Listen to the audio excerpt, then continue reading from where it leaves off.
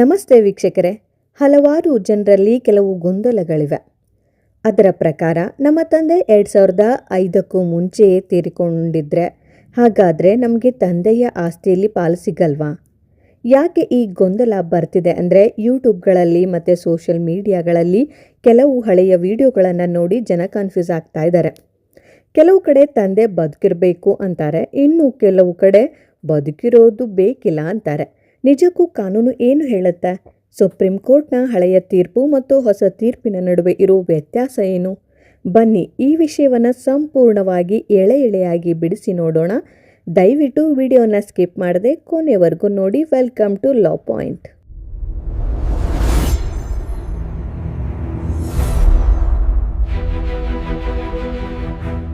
ಸ್ನೇಹಿತರೆ, ಮೊದಲು ಬೇಸಿಕ್ ತಿಳಿದುಕೊಳ್ಳೋದಾದರೆ 2005ಕ್ಕೂ ಮುಂಚೆ ಅಂದರೆ 1956ರ ಕಾಯ್ದೆಯಡಿ ತಂದೆಯ ಆಸ್ತಿಯಲ್ಲಿ ಹೆಣ್ಣು ಮಕ್ಕಳಿಗೆ ಪಾಲುದಾರರು ಅನ್ನೋ ಸ್ಥಾನ ಇರಲಿಲ್ಲ. ಆದರೆ ಸೆಪ್ಟೆಂಬರ್ 9, 2005ರಂದು ಕೇಂದ್ರ ಸರ್ಕಾರ ಒಂದು ಐತಿಹಾಸಿಕ ತಿದ್ದುಪಡಿಯನ್ನು ತಂತು. ಅದರ ಪ್ರಕಾರ ಗಂಡು ಮಗುವಿನಂತೆ ಹೆಣ್ಣು ಮಗುವಿಗೂ ಕೂಡ ತಂದೆಯ ಆಸ್ತಿಯಲ್ಲಿ ಪಾಲುದಾರಿಕೆಯನ್ನು ಘೋಷಣೆ ಮಾಡಿತು. ಇಲ್ಲಿಯವರೆಗೂ ಎಲ್ಲರಿಗೂ ಇದು ಕ್ಲಿಯರ್ ಆಗಿದೆ. ಆದರೆ ಸಮಸ್ಯೆ ಶುರುವಾಗಿದ್ದು ಇದರ ನಂತರ. 2005ರ ಕಾನೂನು ಬಂದ ಮೇಲೆ ಕೋರ್ಟ್ಗಳಲ್ಲಿ ಸಾವಿರಾರು ಕೇಸ್ಗಳ ದಾಖಲಾದವು. ಆಗ 2015ರಲ್ಲಿ ಸುಪ್ರೀಂ ಕೋರ್ಟ್ ಮುಂದೆ ಪ್ರಕಾಶ್ ವರ್ಸಸ್ ಪೂಲಾವತಿ ಅನ್ನೋ ಕೇಸ್ ಬಂತು. ಆಗ ದ್ವಿಸದಸ್ಯ ಪೀಠ ಒಂದು ತೀರ್ಪನ್ನು ಕೊಡ್ತು. ಅದೇನಪ್ಪ ಅಂದರೆ, ಈ ಹೊಸ ಕಾನೂನು ಅನ್ವಯ ಆಗಬೇಕಂದ್ರೆ ಕಾನೂನು ಜಾರಿಯಾದ ದಿನ ಅಂದರೆ 9/9/2005ರಂದು ತಂದೆ ಬದುಕಿರಲೇಬೇಕು. ಒಂದು ವೇಳೆ ತಂದೆ ಅದಕ್ಕೂ ಮುಂಚೆ ತೀರಿಕೊಂಡಿದ್ರೆ ಮಗಳಿಗೆ ಹಕ್ಕು ಸಿಗಲ್ಲ ಅಂತ ಹೇಳ್ತು.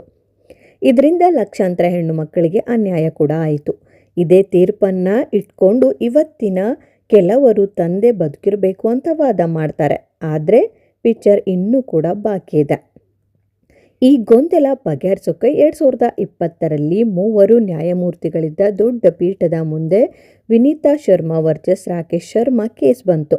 ಇಲ್ಲಿ ಸುಪ್ರೀಂ ಕೋರ್ಟ್ ಹಳೆಯ ಅಂದರೆ ಪ್ರಕಾಶ್ ಕೇಸ್ ತೀರ್ಪನ್ನು ಸಂಪೂರ್ಣವಾಗಿ ರದ್ದು ಮಾಡಿತು ಮತ್ತು ಒಂದು ಗೋಲ್ಡನ್ ಸ್ಟೇಟ್ಮೆಂಟ್ ಕೂಡ ಕೊಡ್ತು.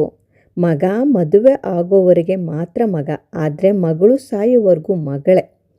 ಆಸ್ತಿ ಹಕ್ಕು ಅನ್ನೋದು ಮಗಳಿಗೆ ಹುಟ್ಟಿನಿಂದಲೇ ಬರುತ್ತೆ.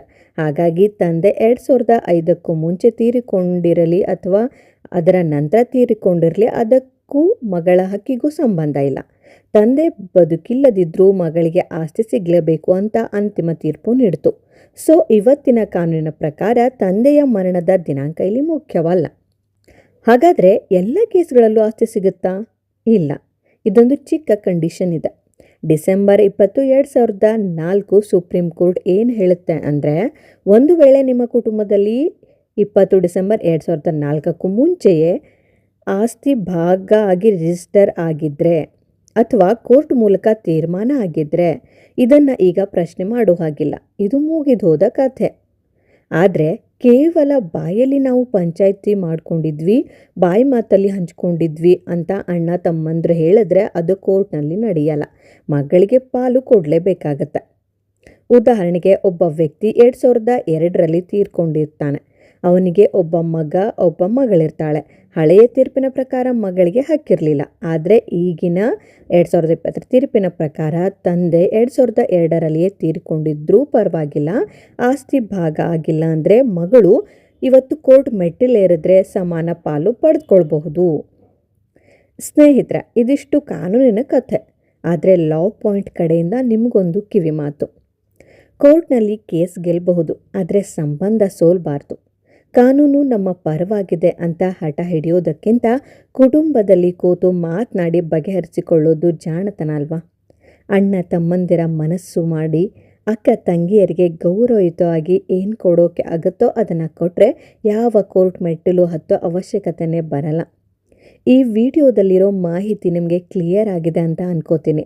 ಇನ್ನು ಏನಾದರೂ ಡೌಟ್ ಇದ್ದರೆ ಕಮೆಂಟ್ ಮಾಡಿ. ವಿಡಿಯೋ ಇಷ್ಟ ಆದರೆ ಲೈಕ್ ಮಾಡಿ, ನಿಮ್ಮ ಫ್ಯಾಮಿಲಿ ಗ್ರೂಪ್ಗಳಿಗೂ ಕೂಡ ಶೇರ್ ಮಾಡಿ. ಮರೆಯದೆ ಲಾ ಪಾಯಿಂಟ್ ಚಾನಲನ್ನು ಸಬ್ಸ್ಕ್ರೈಬ್ ಮಾಡಿ. ಮತ್ತೆ ಮುಂದಿನ ವಿಡಿಯೋದಲ್ಲಿ ಸಿಗೋಣ. ಜೈ ಹಿಂದ್, ಜೈ ಕರ್ನಾಟಕ.